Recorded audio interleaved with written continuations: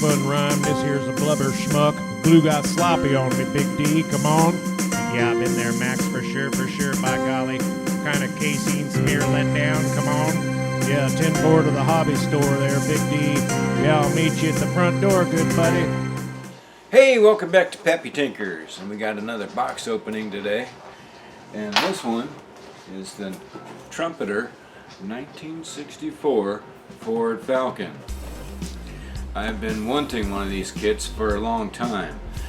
Actually, I want the hard top, but they're just so hard to find. So we'll see what we can do with this one. And for those of you who have never built any of the Trumpeter kits, you're going to find out what's inside these big old boxes. Now, I haven't built any of the Trumpeter cars, but I have built a good number of their military models, and their military models go together quite well. So we're going to hope that the same kind of detail and care is put into these as what's in the military models. Stick around a few minutes while I switch the camera around and we'll find out. Whether you're painting model cars, armor, big rigs, t-shirts, or even people, Gallery has the right products for you. Don't forget to use code PAPPYTINKERS at checkout for 10% off.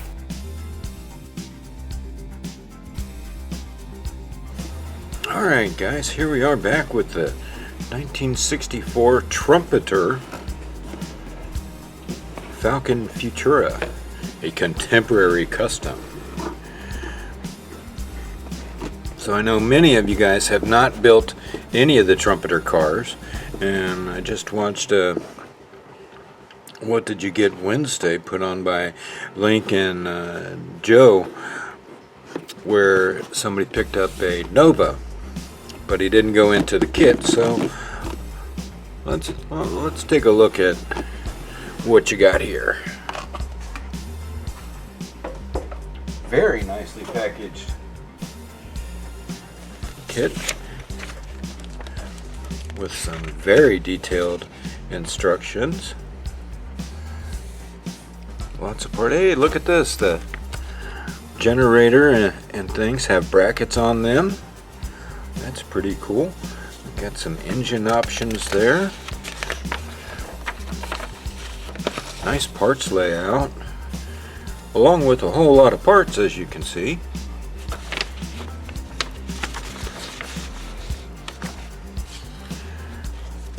Springs for the struts, undercarriage, the separate pedals, separate exhaust.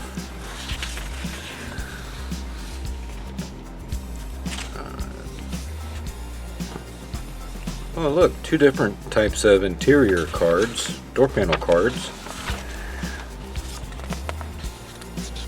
Hood scoop and stuff. Alright, oh. Well, the Jagdpanzer, the Hetzer, is not what comes in this kit. It's just the Falcon. Now I have built a number of their 35th scale military kits. You can see when this probably came out about 15 years ago, and I wish they still had some of the other versions still out there. Any kind of ranchero is always nice because nobody makes them.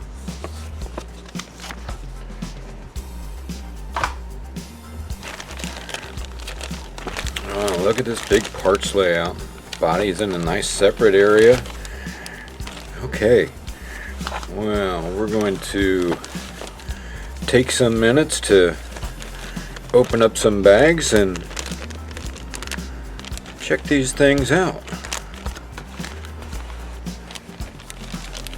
This is the window glass, and this is very securely wrapped up.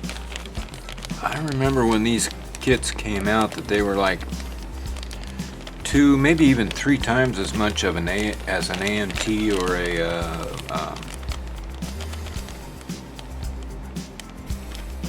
Revell kit. But you know, this kind of little extra detail to keep just the window glass secure, that's kind of nice. For all those that have had to scrape and try to polish and put them back together. We have some red taillight lenses in there. Nice squishy tires with a good tread pattern on them. Can you see that in there? Very nice and soft. Some excellent tires. They remind me of American Seiko, I think it was, that had some nice rubber like these, and it's a good color. It doesn't look too shiny.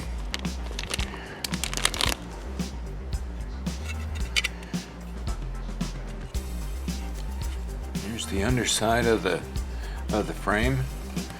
Now, from being under a couple of these back in the day, I can tell you that the wheel wells were not that big, and they didn't have, there's a lot more opening here. If you were going to try to turn this into a drag suspension, I don't think that would be too easy. But the rest of the detail over here is pretty good. However, on a certain one I used to have, well, see, this part would have been a big piece of plywood. This part would have been a stop sign from down the street. These would have been open from rust. But it's a nice detail on it. This is the contemporary option for the back seat, which has the cover like what was shown on the box, so that everything is covered up and it's all one nice pretty piece. I don't see any need to take that out of the plastic, but that looks pretty good. Here we have most of the exhaust, springs, rear axle, part of the front suspension, front frame and cradle, the hood. Now, if you look at this in the light, I can see the little dimples where the holes are for the hood scoop. So if you're not going to use the hood scoop on this, you'll need to block sand this out to remove those little lines that you see, if you can see them up in here. Trust me, they're there. Front cradle suspension. This looks like interior piece. It doesn't have any carpet texture or anything like that. It's just smooth. Here's some more panels. The radiator support, radiator, windshield wiper, very delicate looking. Engine bay cross members, engine bay inner fender wells, the battery, the hood scoop. What is under? Why is this? Oh, there's some very delicate pieces up under here, like the rear view mirror and the side mirrors, which strangely are not chrome, because they were chrome on this car. But just a little bit of extra attention to detail and packaging to make sure that it gets to you in one piece. That's pretty nice. We got dual exhaust in case you wanted that as well. The H thing, and pretty decent looking mufflers, I have to say. As well as there's already a hole started in the exhaust pipe. That's a nice little detail. Yeah, that's pretty good. We have both sides, both types of interior, in case you didn't want that little short back seat covered up. Turning it into a two-seater, you can either turn it into the two-seater like what's on the box, or have the full door panel on the inside with the steering column. One of the ones that I had like this was 3 on a tree. Ooh, first experience driving that. That'd be like a car lock nowadays. Unbeatable car lock. People couldn't figure out how to drive it. Here's the dashboard. Let's see, speedo went in there, gas gauge and temperature gauge. Console for the bucket seats. Both of mine had bench seats. And the radio. Very fine details on that, and actually for something that's a convertible, I would have hoped for a little bit more detail than what you can see on this. Let's check out some of the engine parts.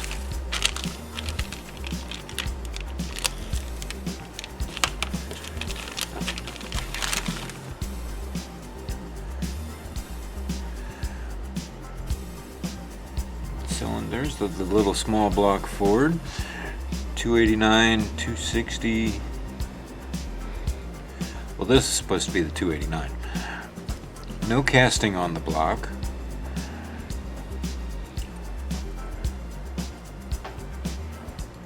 Let's see, check this out. Individual fan belts. When was the last time you seen that? Nice looking 2-barrel intake. Distributor cap. Generator bracket right there.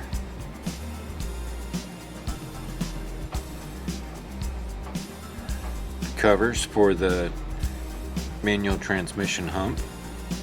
And it does have linkages on the side of the transmission there.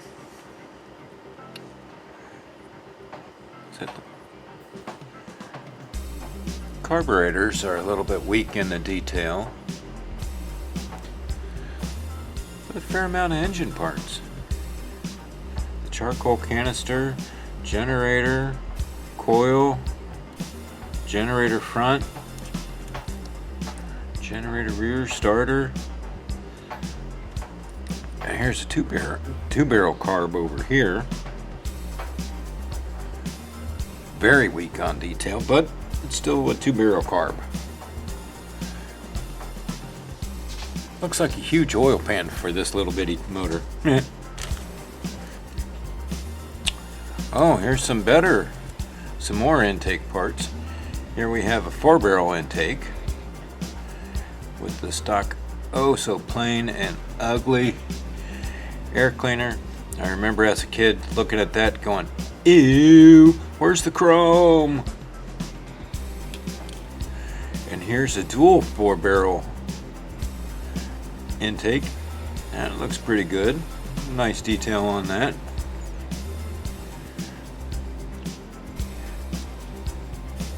And the Cobra valve covers. Oh yes, those look very nice. Very easy to read the Cobra. Yeah, these are going to have to go on it.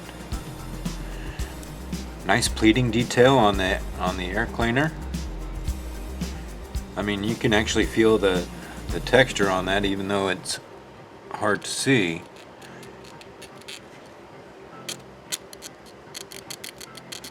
There, you should be able to hear it now. The delicate inner rim of the horn button on this thing. And you can even see the script in the steering wheel cap and the center cap. Yeah, that's pretty cool too. I'm making the funny noises because my first car was a '64 Falcon, and I remember all the little details like that in it, but it's been more years than I really care to admit of how long I've been inside one. But all those things come back. see here, we have stock bucket seats and the rear bench seat so that you can make the interior stock. We like that.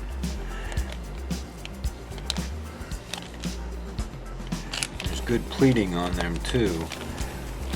Now look how they wrap up the chrome. Besides its own plastic bag, it's actually wrapped in foam to keep it nice and secure and safe. Here's the one with, oh, it's got a couple different types of wheel options for it. We've got some like the chrome torque thrust style. We've got the chrome Cobra air breather if we want to do that. That looks like a triple deuce intake. Chrome valve covers, chrome reverse wheels. On the real car, this was aluminum, and maybe you could polish that up enough, but was nowhere near this shiny. Not on the real one. That is very nice. We'll wrap this up nice and neat before we put it back in there. And there's actually another chrome tree in here.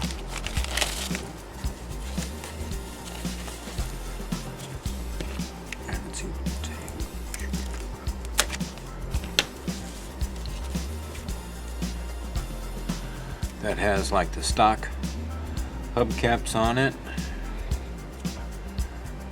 Are these the headlight, taillight bezels? Regular chrome air cleaner, shifter. Oh, there's the side mirrors. Spinners for the hubcaps or other wheels if you want. The chrome hood emblem. Plain chrome valve covers. Front and rear bumpers that are almost identical. About the only difference in them was the turn signal lights on the front. A thin radio antenna. It looks like perhaps some small gauges, maybe a tack for the interior.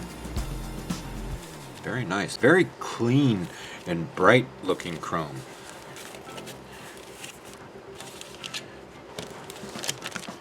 I'm not sure what this is.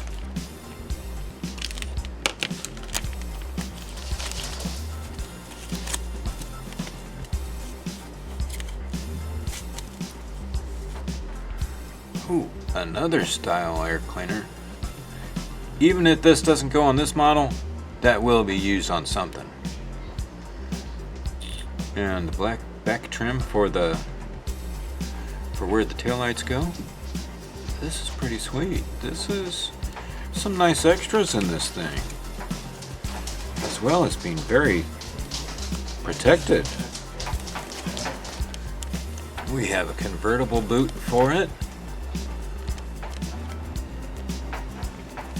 Not sure what that is. Maybe that would be one of the things, but there is no folded up top.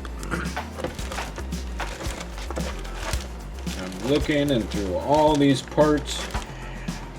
There's no folded up part. Now let's look at this body.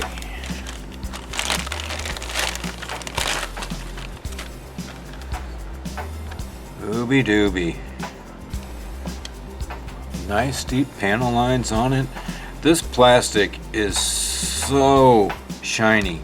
I mean, this you could get away with this just being a white model without. You wouldn't even need to clear this. I mean, I hope this is showing through of how beautiful this plastic is. There's no marks, there's no nothing. I mean, it looks like it was professionally painted white. It is that clean, that shiny, that perfect, I guess is the only word to say. Wow. I mean, this is just... It's really going to be a shame to scuff this up and put primer on it. It is that good. I mean, I hope this is shining through. I consider myself a pretty good painter, and I'd be proud to say that, yeah, I did this. So why did I buy this? Well, like I said earlier, my first car was a 64 Falcon. It was not the convertible. It had the little 260 V8, and I've always wanted a model of one. I've only found the hardtop one like maybe twice, but it was at the time when these Trumpeter kits were 3 times the price of the AMTs, and I had 4 kids at home and yada yada yada, so I never got it, and now they cost a lot more if you can find the hardtop version of it. Oh, and yeah, my first one was white too, and trust me, it did not shine like this. But I do remember these bars over the sunshades. So I was also wondering, could I take one of these Daddy Warbucks Falcons, cut off the roof, and turn this body into a hardtop? I don't know.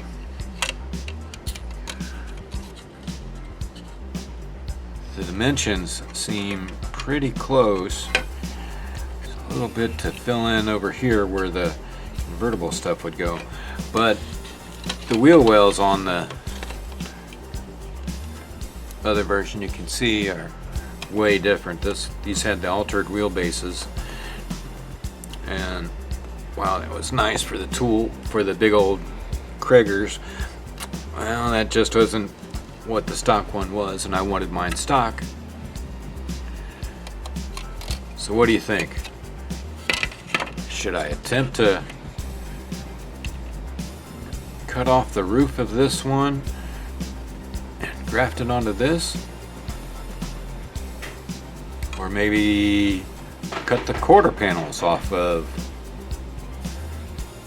this and glue onto here?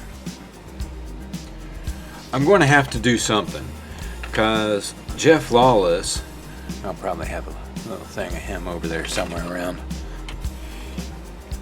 he made a video of his Ranchero that he made, and that's kind of like the challenge.